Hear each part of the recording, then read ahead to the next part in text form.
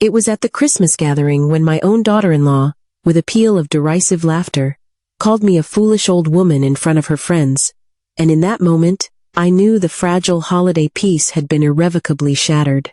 Before we continue, please subscribe to the channel, and let us know where you're listening in the comments. The room had fallen into a hush when another guest, his eyes wide with recognition, addressed me as Professor, and reached out to shake my hand. The smug smile on my daughter-in-law's face vanished, and in that instant, her carefully constructed world began to crumble. Listen, old woman. I know for a fact that Gettysburg was in '64. Tiffany's voice sliced through the warmth of my library, as sharp and cold as a blade through silk. I placed my coffee mug on the mahogany side table with deliberate care, the sound of the ceramic clicking softly in the tense quiet. My well-worn leather armchair groaned in protest as I straightened my back, 40 years of academic composure acting as a shield against the nervous tremor in my chest. Actually, Tiffany, it was from July honest to the third. 1863, I responded, my voice measured and calm, the practiced tone of a professor addressing a student. Tiffany's face flushed a deep, unbecoming red that clashed with her expensive cashmere sweater. She slammed her palm down on my mantelpiece, rattling the framed family photographs. Enough. You're just an old fool who gets her facts mixed up. The only sound in the sudden silence that followed was the cheerful crackle of the fire. My son, Ethan, shifted uncomfortably on the sofa positioned between us, his hands twisting nervously in his lap. Tiffany, please, he murmured. I have been studying this for 40 years, I said quietly, my hand tightening around the handle of my mug. The fine porcelain felt as fragile as everything else in that moment. Yeah? Tiffany spun around, her designer heels squeaking on my polished hardwood floors. Well, maybe it's time you stopped. That documentary I watched was perfectly clear. It said 64. You're losing it, Margaret. Ethan stood up abruptly. That's enough. His voice held a sharp edge I hadn't heard since his teenage years. Mom knows what she's talking about. Oh, great. Tiffany threw her hands in the air. Now you're taking sides against your own wife. I'm not taking sides. I'm stating a fact, Ethan countered, his movements quick and angry as he moved toward the coat closet. Mom taught Civil War history for decades. Tiffany's laugh was brittle and devoid of humor. Taught? Past tense, Ethan. Past tense for a reason. The words struck me like physical blows. I watched my daughter-in-law yank her black coat from the closet, her movements sharp with self-righteous indignation. Ethan followed, his face pale but set with determination. Tiffany, we're leaving, he announced, his eyes not quite meeting mine. Gladly. She shrugged into her coat with aggressive efficiency. I don't need to sit here and listen to the confused ramblings of someone who doesn't even know basic history. Ethan finally looked at me. His green eyes, the same shade as my late husband's, were a turbulent mix of apology and frustration. Mom, it's fine, sweetheart. The lie slipped out effortlessly. A lifetime of protecting him, activating on instinct. Drive safely. Tiffany was already at the front door, her hand on the brass knob. Come on, E. Let's go somewhere with people who actually live in reality. Ethan hesitated for a single, painful heartbeat, then followed her out. The door clicked shut, the soft sound echoing through my suddenly vast and empty house. I remained in my chair, listening to the roar of Tiffany's BMW engine coming to life in my driveway. Through the large window, I watched their headlights sweep across my snow-dusted lawn as they reversed. The red taillights soon disappeared down Maple Street, leaving me utterly alone with the dying fire and the word fool ringing in my ears. Standing slowly, my knees protesting the movement, I walked to the window. The street was serene under a blanket of December snow, the other houses glowing with warm, yellow light, filled with normal families having normal Sunday dinners. I pressed my palm against the cold glass and watched until their taillights vanished completely into the Chicago night. The front door had closed with a finality that seemed to settle deep into my bones. I stood there for a long moment, my hand still resting on the cool brass knob, listening to the profound silence that was filling my house like water rushing into the hull of a broken ship. Fool. The word echoed in my mind, ricocheting off the walls of my consciousness. 40 years of teaching, and this young woman tells me I don't know basic facts. I walked slowly back to my library, past the gallery of family photos that had borne silent witness to our confrontation. A picture from Ethan's wedding smiled at me from the mantelpiece, his radiant face next to Tiffany's confident grin. How different that grin had looked tonight, twisted with contempt and an unshakable, misguided certainty. My extensive library walls stretched before me, a testament to a life spent in pursuit of knowledge. Hundreds of volumes were arranged with the precision honed over decades. I knew exactly where to find what I was looking for. My fingers traced along the worn spines until they landed on the familiar burgundy leather of the Encyclopedia of American History, Volume 7. The book fell open in my hands like an old friend. I had referenced these pages countless times, guiding young, inquisitive minds through the complexities of our nation's bloodiest conflict. The Gettysburg entry appeared under my fingertips without any effort. The Battle of Gettysburg, I read aloud to the empty room. July honest through Threerd, 1863. I set the book on my reading table and reached for a notepad, a habit ingrained from decades of lecture preparation. My fountain pen scratched across the paper. Gettysburg, July 1. 1863. Union victory. Turning point of the Civil War. The words stared back at me, neat and precise. I knew them by heart. I had recited them to thousands of students over 4 decades of teaching. Each fact was carved into my memory, like a name on a monument. I pulled down another volume, then another, the Civil War Encyclopedia, Battles and Leaders, Military History of the United States. Every single source confirmed what I knew to be true. The smell of old books of leather bindings, aged paper, and the faint, musty scent of accumulated knowledge surrounded me.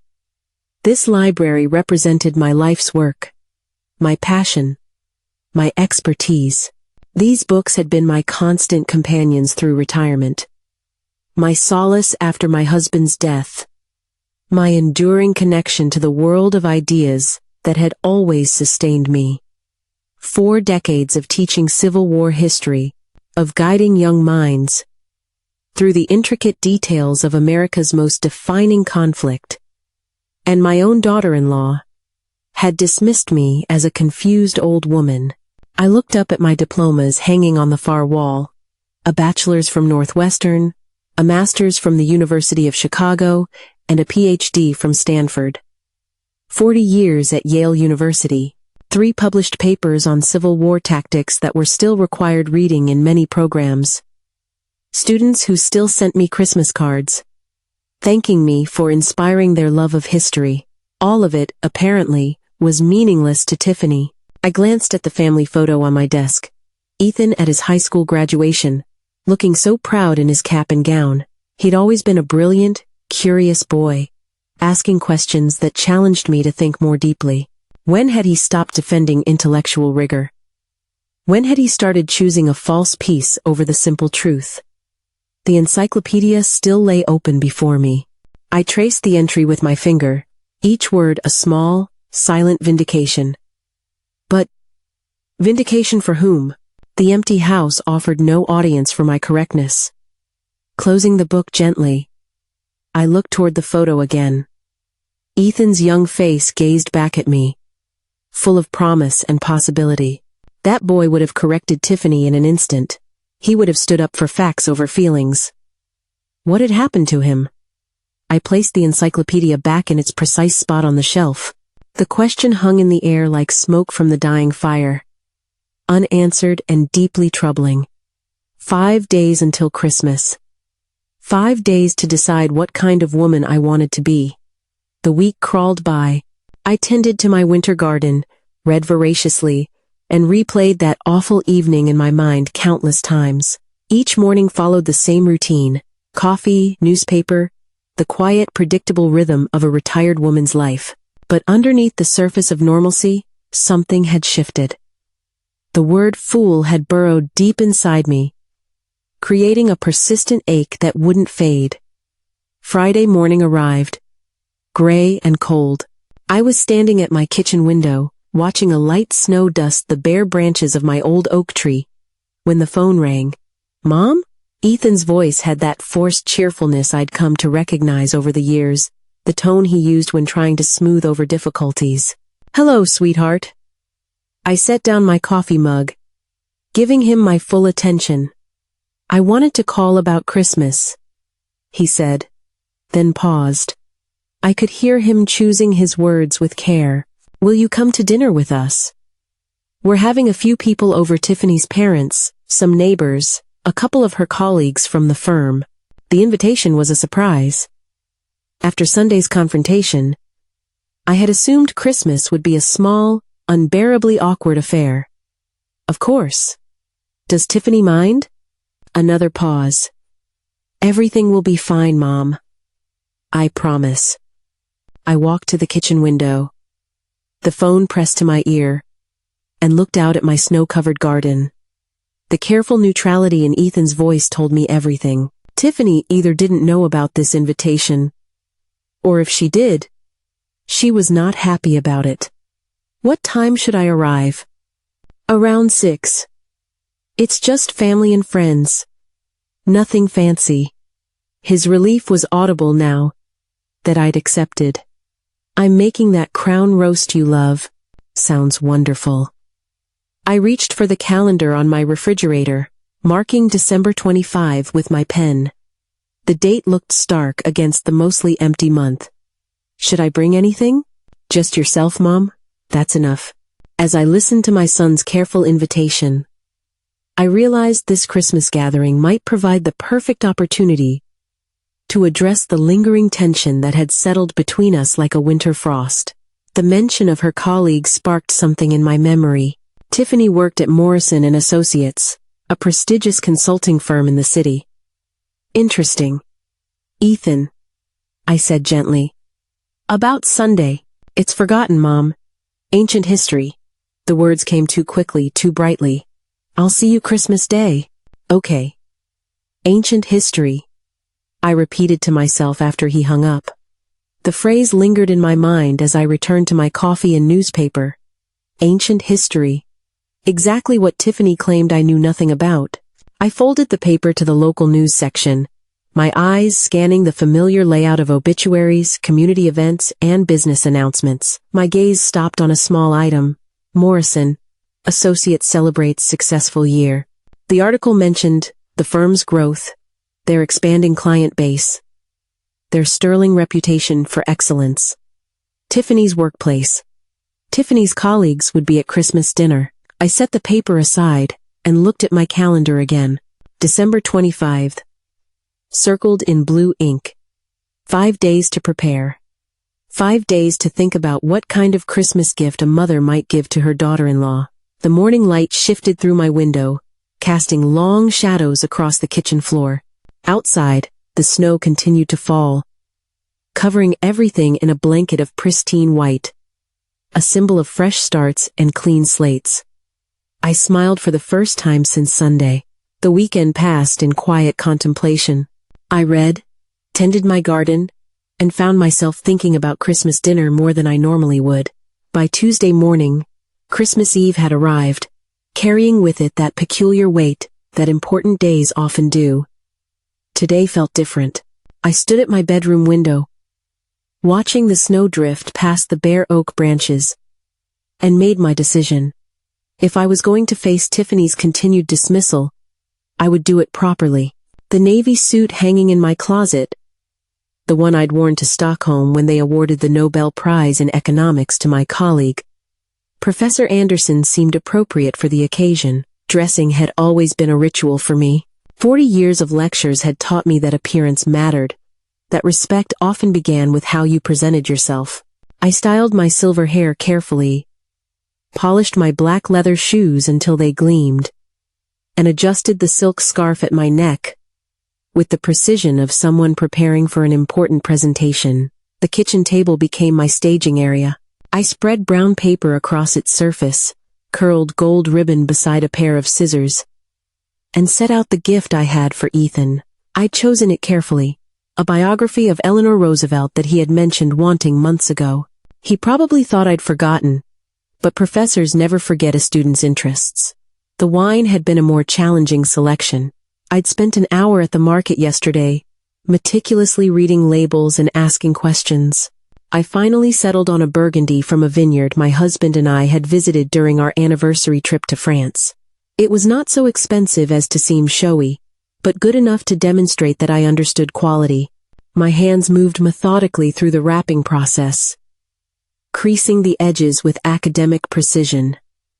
Each fold needed to be perfect, each corner sharp.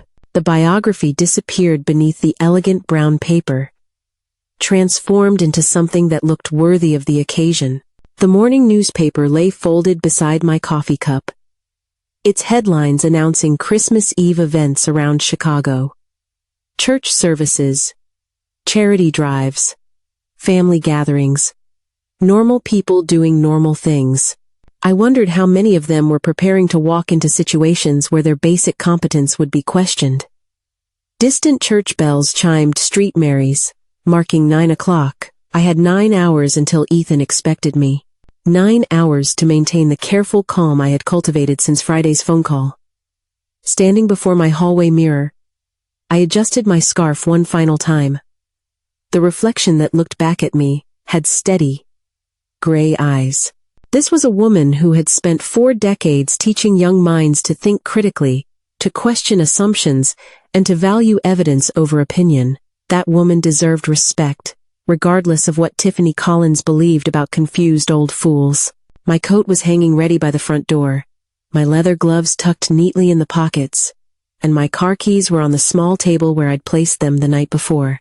Everything prepared, everything in its place.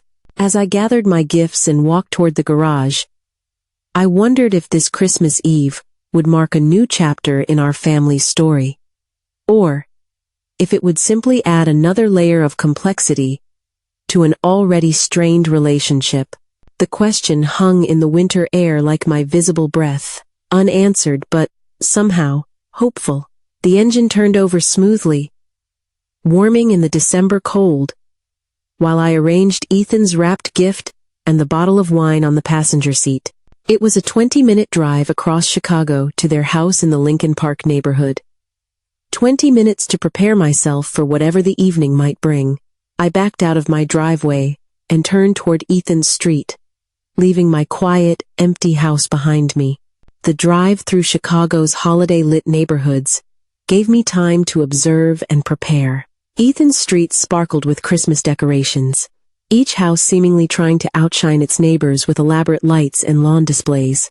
Their driveway already hosted 4 other vehicles: a BMW, a Lexus, a Subaru, and a practical Honda that probably belonged to the neighbors. I parked behind the Honda and gathered my gifts from the passenger seat. Through the large front windows, I could see figures moving about and hear the distant, cheerful sound of conversation and laughter. A successful Christmas Eve gathering was already in progress. The doorbell's chime brought Ethan immediately to the entrance, as if he had been watching for my arrival. His smile seemed genuine, but it was tinged with that edge of nervous energy I had learned to recognize. "Mom, you look so distinguished," he said, kissing my cheek. He stepped back to admire my navy suit. "Very professorial." "Thank you, sweetheart." I handed him the wrapped biography. "Something I thought you might enjoy." Following him through the entryway, I carried the wine and surveyed the scene ahead. Their living room had been transformed into a holiday showcase. A 10-foot tree was draped with elegant white lights. Garland framed the fireplace, and red and gold decorations created a warm ambiance against the cream-colored walls. 8 or 9 guests were clustered in comfortable conversation groups, their wine glasses catching the flickering light from the fireplace. Then, Tiffany's voice cut through the ambient chatter like a shard of glass. "Oh, look! And here's our confused old woman. The one who mixes up her dates." Every conversation stopped. All eyes turned toward me as I stood in the archway, still holding the bottle of Burgundy. The laughter that followed Tiffany's introduction rippled through the gathering like water over stones. Each guest uncertain whether this was some form of affectionate family humor or something much sharper. Tiffany stood near the fireplace, clearly the evening's storyteller, surrounded by 3 younger couples who had been hanging on her every word. Her confident grin suggested she had been entertaining them with family anecdotes, building up to this very moment of my arrival. "Everyone, meet Margaret, Ethan's mother," she continued, gesturing toward me with a theatrical flourish. "She thinks Gettysburg happened in 1863. Can you believe that?" There was more laughter, though some guests now looked distinctly uncomfortable with the public nature of this family ribbing. I maintained my composure, summoning 4 decades of classroom management experience. "It's lovely to see everyone here," I said calmly, setting the wine on a side table. Ethan moved quickly to my side. "Mom, let me introduce you to the Hendersons from next door. And these are Tiffany's colleagues from Morrison." No, Tiffany interrupted, clearly enjoying her audience. "Let me tell them about Sunday's argument first. This is educational." An older woman near the bookshelf looked up from examining Ethan's collection, her expression growing thoughtful as she studied my face. Something about her academic bearing suggested she wasn't entirely comfortable with Tiffany's performance either. "The History Channel documentary was crystal clear," Tiffany continued, warming to her theme. "Gettysburg, 1864. But Professor Emeritus here insists on living in the past with her outdated information." The guests' laughter felt more forced now, a product of social politeness rather than genuine amusement. Ethan's face had gone pale, his hands clenched into small fists at his sides. I accepted a glass of wine from someone's offered tray and smiled politely at the assembled company. "Thank you for including me in your celebration." But my eyes had found the distinguished woman by the bookshelf, who was now watching me with a growing look of recognition in her intelligent features. 15 minutes of polite conversation had passed since Tiffany's jarring introduction, and I'd managed to navigate the social minefield with practiced academic grace. The Hendersons proved to be delightful neighbors, full of stories about their recent trip to Scotland. Tiffany's colleagues from Morrison seemed intelligent enough, though they clearly deferred to their host's narrative about family dynamics. I gravitated toward the bookshelf, seeking a momentary refuge in the familiar comfort of examining another person's literary choices. The collection revealed a careful and thoughtful mind. Historical biographies alongside contemporary fiction, philosophy texts nestled between travel guides. My son had inherited good taste in books, at least. "Professor Banks?" The voice carried such enthusiasm that I turned immediately, my wine glass pausing halfway to my lips. A distinguished-looking woman with silver hair and kind eyes was approaching with the confident stride of someone accustomed to academic environments. "I'm sorry, Dewey," I began, though something about her bearing felt familiar. "Henrietta Wilson. We were colleagues at Yale." Her face lit up with genuine pleasure. "I taught economics while you were revolutionizing the history department." Recognition dawned like a sunrise. "Henrietta, my goodness. It's been at least 15 years since that faculty retreat in Vermont." She clasped my hand warmly. "You look exactly the same, though I suspect you're enjoying retirement more than those endless committee meetings." Our conversation began to draw subtle attention from the nearby guests. The Hendersons paused their own discussion to listen. Even one of Tiffany's colleagues glanced our way. Curiosity evident in his expression. "Yale, was it?" Mr. Henderson asked politely. "How wonderful that you two found each other again." Henrietta's enthusiasm bubbled over. "Found each other?" "My dear sir, this woman was a legend on campus. Students would camp outside her office during registration, just hoping to get into one of her Civil War seminars." My cheeks warmed at the praise, though I noticed Ethan watching nervously from across the room. He had positioned himself where he could monitor both our conversation and Tiffany's ongoing performance near the fireplace. "Henrietta exaggerates," I said modestly. "I simply tried to make history relevant to young minds." "Relevant?" Henrietta laughed, turning to address our growing audience. This modest woman published the definitive analysis of Gettysburg strategy that is still cited in military academies worldwide. The word Gettysburg seemed to echo through the room like a bell. Conversation near the fireplace faltered slightly as Tiffany's sharp ears caught the reference. Her storytelling voice grew louder, competing for attention. Henrietta continued, oblivious to the family dynamics she was wading into.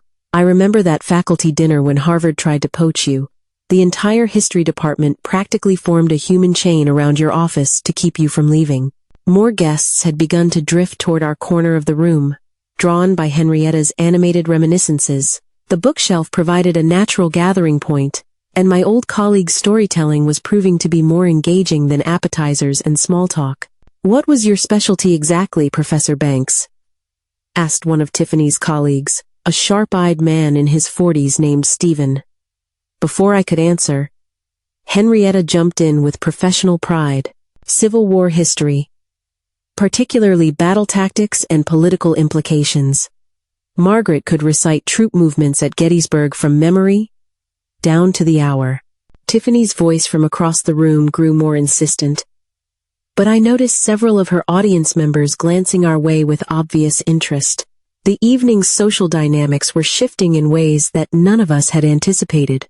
Ethan appeared at my elbow with suspicious timing, carrying a fresh bottle of wine. "Mom, would you help me in the kitchen for a moment?" But Henrietta was just warming up, and our growing audience seemed genuinely intrigued by these unexpected revelations about the quiet woman Tiffany had introduced as being confused about basic facts. Henrietta's enthusiasm bubbled over like wine from an overfilled glass. Our small gathering had grown to include the Hendersons, two of Tiffany's colleagues, and several other guests who had abandoned their conversations to eavesdrop on our academic reminiscences. 35 years Margaret taught at Yale," Henrietta announced to our expanding audience. "A brilliant lecturer. Students would camp outside her office, hoping for a spot in her seminars." Mr. Henderson leaned closer, his earlier politeness replaced by genuine interest. "What was your field exactly, Professor Banks?" Before I could deflect with my usual modesty, Henrietta jumped in with professorial zeal. "Civil War history primarily."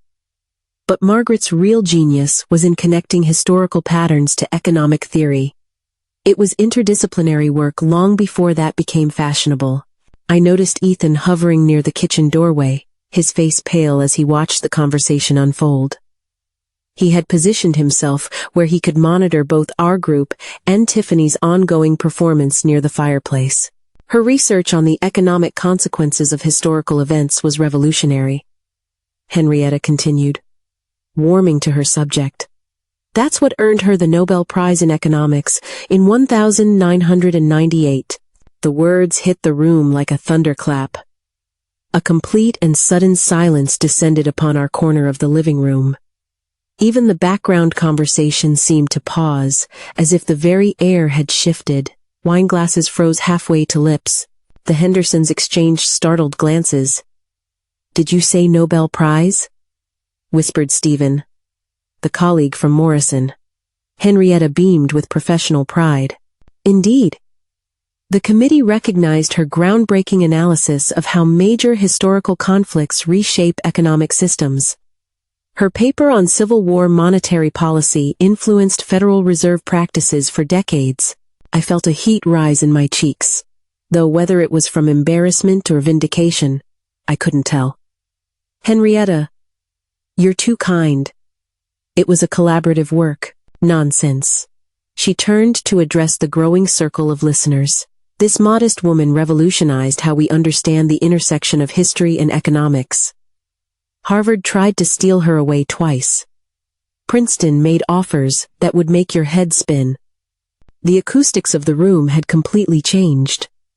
Tiffany's voice still carried from the fireplace, but her audience was drifting away, drawn by the magnetic pull of this unexpected revelation. Even the Christmas music seemed muted against Henrietta's enthusiastic testimony. I remember the faculty celebration when the Nobel Committee called, Henrietta continued, her academic instincts fully engaged. The entire history department gathered in the faculty lounge. We'd always known Margaret was special, but international recognition, it felt like a vindication for all of us. Stephen, the colleague from Morrison, stepped closer. Professor Banks, I have to ask, do you still publish? Research current economic patterns? Retirement has its pleasures, I said carefully, aware that Ethan was now moving through the crowd toward us, his expression a mixture of relief and growing anxiety. Henrietta caught my diplomatic tone and laughed, still humble after all these years. Margaret, you must tell them about the Smithsonian lecture series you consulted on. But her words were competing with a different sound now. Footsteps approaching from across the room, heavy, purposeful steps that carried the weight of someone whose attention had finally been captured by phrases like Nobel Prize and Professor. Floating above the general conversation, Tiffany had noticed the unusual quiet, the gravitational shift of her party guests toward our corner of the room. Wait, what's all this about a Nobel Prize? Tiffany's voice cut through our gathering like a knife through birthday cake. She pushed through the small crowd, with the aggressive confidence of a host reclaiming control of her own party. Henrietta turned with academic enthusiasm, clearly delighted to share her colleagues' achievements with a new audience. I was just telling everyone about Margaret's distinguished career at Yale University. Distinguished? Tiffany's laugh carried no humor. This is all nonsense. She doesn't even know basic historical facts. The room's energy shifted again, this time toward palpable discomfort. Guests stepped back slightly, sensing that family drama was about to explode in their carefully civilized Christmas gathering. Tiffany. Ethan's voice carried a clear warning, but his wife was beyond hearing subtle cues. She claimed Gettysburg was in 1863. Tiffany continued, her volume rising with her desperation. Complete confusion. I corrected her myself. Just last week. Henrietta's expression shifted from enthusiasm to utter bewilderment. She looked between Tiffany and me, trying to process this unexpected hostility toward a respected colleague. I'm sorry, Henrietta said carefully. But Gettysburg was indeed July honest through 1863. That's established historical fact. No. Tiffany's face reddened above her expensive sweater. The History Channel documentary was crystal clear. 1864. I know what I watched. The guests exchanged uncomfortable glances. Mr. Henderson touched his wife's arm. A subtle signal about witnessing a family conflict. Stephen from Morrison looked fascinated despite himself, watching the drama unfold with a professional's interest in human dynamics. I maintained my calm, drawing on decades of experience managing difficult classroom situations. Perhaps we could simply verify this online. Most smartphones have internet access.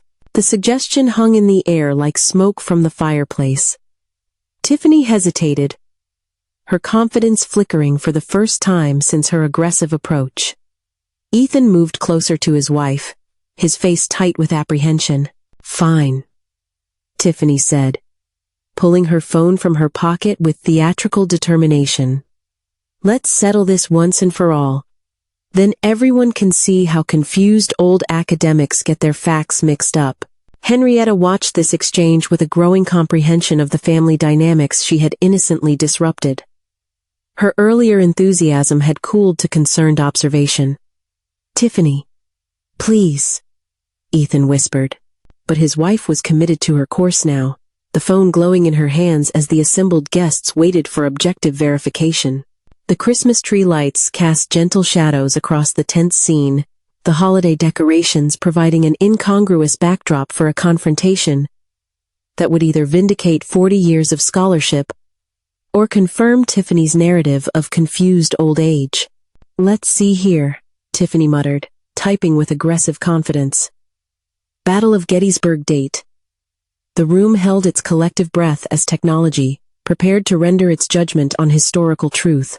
Tiffany's fingers moved across her phone screen with the confidence of a woman who was certain she was about to prove her point to a room full of witnesses. The small device glowed in her hands like a judicial beacon, ready to deliver its verdict on historical accuracy. "Battle of Gettysburg," she announced to our gathered audience, her voice carrying theatrical authority. "Let's see what actual sources say about the dates." The screen loaded with modern efficiency. Tiffany's eyes scanned the results, her confident expression beginning its slow transformation into something resembling confusion. "July honest through threerd." Her voice faltered slightly as she read the search results aloud. "Itzen babelushasen." Silence stretched through the room like taffy. Even the Christmas music seemed to pause out of respect for the moment of revelation unfolding before us. "This can't be right," Tiffany muttered, her thumb frantically scrolling through multiple search results. Wikipedia, Encyclopedia Britannica, the National Park Service. They all say 1863. "It's a well-established date," Henrietta finished gently, her academic instincts engaged despite the family drama surrounding us. But Tiffany wasn't finished. Her desperation had shifted into overdrive, her fingers flying across the phone screen with increasing frenzy. "Let me check something else," she announced, though her voice had lost its earlier certainty. "This Nobel Prize claim, Margaret Banks Nobel Prize." I watched my daughter-in-law's face in the blue glow of her phone screen as the search results populated. Each new result seemed to drain more color from her features. 1998 Nobel Prize in Economics, she read in barely audible tones. Margaret James Banks, Yale University, for groundbreaking analysis of historical economic patterns. The phone trembled slightly in her hands as she continued scrolling through result after result, each one confirming Henrietta's enthusiastic testimony about my academic career. Reuters News Archive, Nobel Foundation official website, Yale University Faculty History. Her voice grew smaller with each confirmation. Ethan had moved close enough to see the screen over her shoulder, his face a mixture of relief and concern for his wife's very public humiliation. The other guests stood frozen in fascination, witnessing the complete collapse of their host's confident narrative. Stephen from Morrison leaned forward slightly, his professional curiosity evident as he watched Tiffany grapple with objective evidence that contradicted everything she had believed about her mother-in-law. "This is impossible," Tiffany whispered, staring at the screen as if willing it to change its display. Henrietta stepped forward with gentle academic authority. "Margaret never mentioned her Nobel Prize because she's genuinely modest about her achievements. It's quite characteristic of truly distinguished scholars." The phone screen continued to glow with irrefutable evidence, photographs from the Nobel ceremony, academic articles citing my research, Yale University's Faculty Achievement Archives. 40 years of professional accomplishment, laid bare, before the very people who had witnessed my introduction as a confused old woman, just minutes earlier. Tiffany stood motionless, the phone clutched in her hand, as reality restructured itself around her in front of her Christmas Eve guests. The silence stretched on, thick and uncomfortable, as Tiffany stared at her phone screen. The device trembled slightly in her hands, its blue glow illuminating a face that had cycled through several shades of realization. Okay, fine, she said, looking up from the damning evidence, her voice carrying the desperate edge of a cornered animal. Maybe you got the dates right about some old battle. I watched her grasp for any remaining thread of superiority, her eyes darting around the room for support that was no longer there. But you never actually received that prize, did you? Tiffany's voice grew louder, more confident, as if she'd found her salvation. I mean, you didn't go to Stockholm or anything. You're just making that up. The accusation hung in the air like smoke from a dying fire. Several guests shifted uncomfortably, their wine glasses forgotten in their hands as they witnessed this final, desperate attack. The ceremony was in Stockholm, in December of 1998, I said calmly, my voice carrying the same measured tone I had used for thousands of lectures. It was a lovely winter evening. The Queen of Sweden presented it personally. Tiffany's face flushed a deep crimson above her expensive holiday sweater. You're lying. Prove it. I could feel Ethan moving closer through the crowd, his face tight with concern for the spectacle his wife was creating. But I remained focused on Tiffany, watching her final gambit crumble like a sandcastle before an incoming tide. Queen Sylvia, I continued with quiet precision. She was quite gracious, actually. We discussed Swedish economic policy briefly during the reception. That's impossible. Tiffany's voice cracked slightly, the weight of absolute defeat finally beginning to register. You're just some old professor from a community college. Henrietta stepped forward with gentle academic authority. Actually, Tiffany, Margaret taught at Yale University for 35 years. It's quite prestigious, I assure you. The room had gone completely silent now. Even the Christmas music seemed to have faded into background whispers. Mr. Henderson touched his wife's arm, a subtle signal about the discomfort of witnessing this family destruction. Stephen from Morrison was watching the entire scene with rapt fascination, his professional interest in human behavior clearly engaged as he observed his colleague's wife's public breakdown. This can't be happening, Tiffany muttered, scrolling frantically through her phone again, as if the search results might have magically changed in the past few minutes. I felt a complex mixture of vindication and genuine pity for this woman who seemed fundamentally incapable of admitting error. 40 years of teaching had shown me many students who struggled with being wrong, but none had ever fought reality with quite this level of desperate denial. The Nobel Foundation website has photos from the ceremony, I mentioned quietly, if you're interested in verification. Tiffany's phone slipped slightly in her trembling hands as she stared at me with something approaching genuine horror. The look of a woman whose entire worldview had just collapsed in front of her Christmas guests. Tiffany, that's enough. Ethan's voice cut through the room like a blade through silk.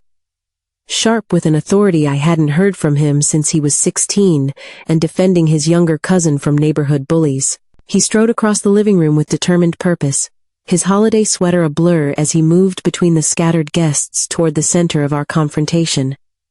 Every eye in the room followed his movement.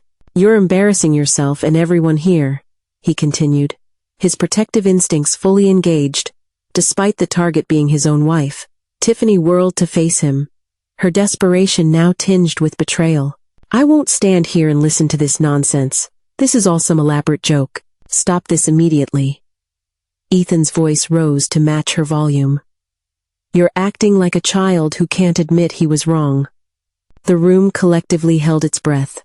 Witnessing marital conflict in public creates a peculiar social discomfort, like watching someone's private diary being read aloud. Fine, Tiffany threw her hands up in theatrical defeat. I'm leaving. I won't be humiliated in my own home by some confused old woman and her fairy tales about prizes. Then go. Ethan shot back without hesitation. But stop making this worse for everyone. Tiffany stood frozen for a moment, clearly not expecting her husband to call her bluff. The reality of her situation seemed to hit her like a splash of cold water. She had nowhere left to retreat except complete physical withdrawal. Mr. Henderson whispered something to his wife, who nodded gravely. Other guests were beginning to exchange glances that suggested they were calculating their own exit strategies from this family battlefield. Tiffany grabbed her coat from the hallway closet with aggressive efficiency, her movements sharp with wounded pride. Her car keys jingled as she fumbled them from the side table. "This is ridiculous," she muttered, shrugging into her black wool coat. "Absolutely ridiculous." Ethan followed her toward the front door, his face a mixture of anger and concern. Despite everything, he was still worried about his wife's emotional state.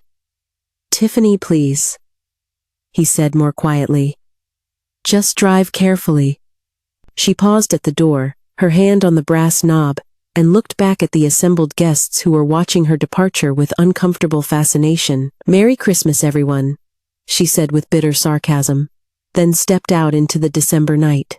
The sound of the door closing echoed through the house like a period at the end of a very long sentence. Through the front window, we could see Tiffany's BMW backing out of the driveway with more speed than winter safety recommended. Ethan stood at the window, watching his wife's taillights disappear down the street, his reflection ghost-like in the dark glass. The room remained frozen in uncomfortable silence, the guests uncertain whether this marked the end of the evening or if social customs required them to pretend nothing had happened. I moved quietly to Ethan's side and placed a gentle hand on his shoulder. "Well," Ethan announced to the room after watching Tiffany's taillights fade into the winter darkness. "Dinner is still warm, and I worked too hard on that crown roast to let it go to waste." His voice carried a forced cheerfulness, but I recognized the steel underneath the same determination that had gotten him through graduate school while working 2 jobs. The guests exchanged uncertain glances, clearly unsure whether staying would be appropriate after witnessing such intimate family drama.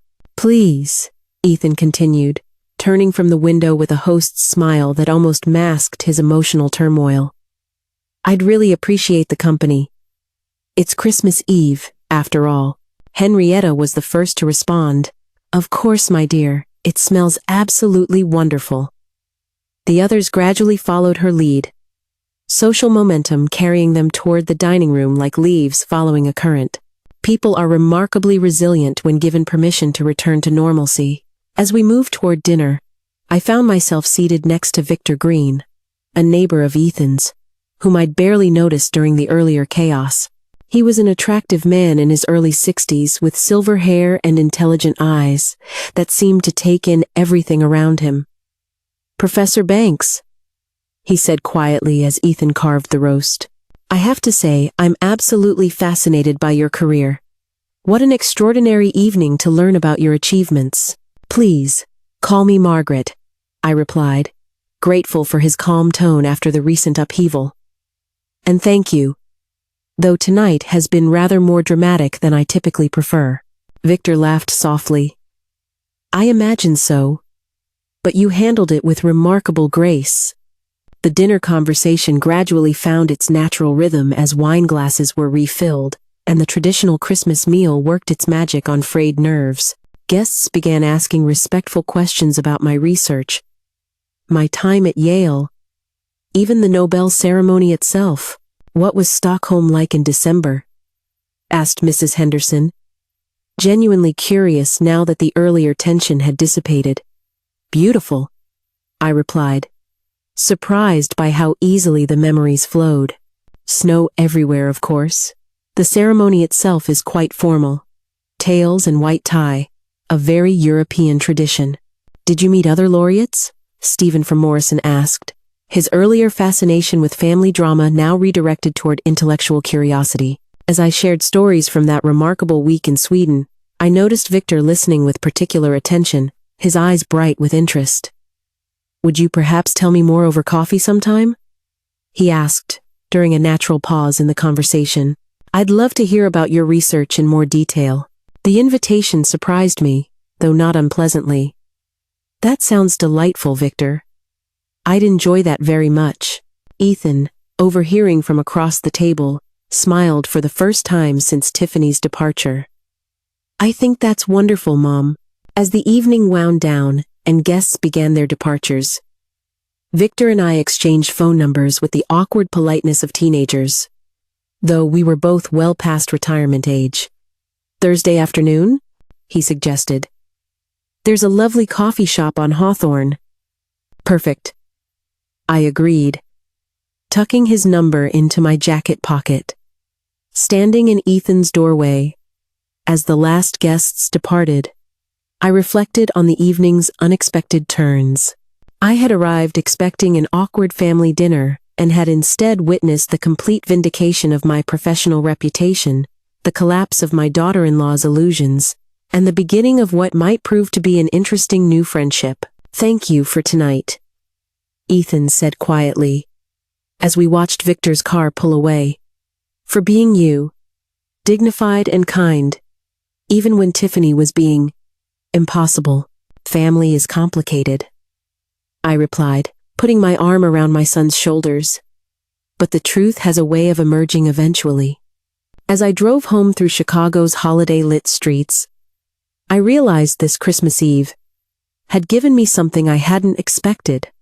A reminder that even at 68, new chapters were still possible.